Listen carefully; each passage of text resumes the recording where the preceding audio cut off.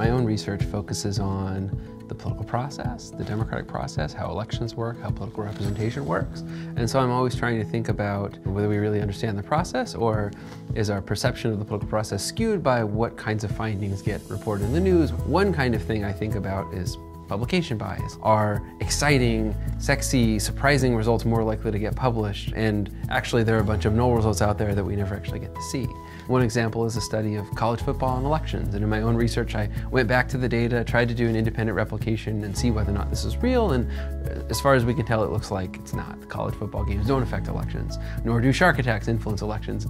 I also am trying to think seriously about important questions as opposed to the questions for which we just have lots of available data. In the field of political science, a common division is between people who study voters and people who study politicians, and they often don't talk to each other. The people who study voters study surveys, and the people who study politicians might study, presidential speeches or roll call votes taken in Congress. And very rarely do people combine those two things. The important things in politics are strategic interactions between voters and elected officials at the same time. And so we should be studying elections and what's going on in Congress at the same time. And so I try to do a lot of that in my research as well. Look for holes in literature, look for places where we should be doing studies, but we're not. I'm trying to conduct more systematic studies, and a lot of the results that are out there are the result of the selective reporting, or they're just unrepresentative anecdotes. And I'm trying to go back and study it in a more systematic way by looking at lots of data over a long historical period.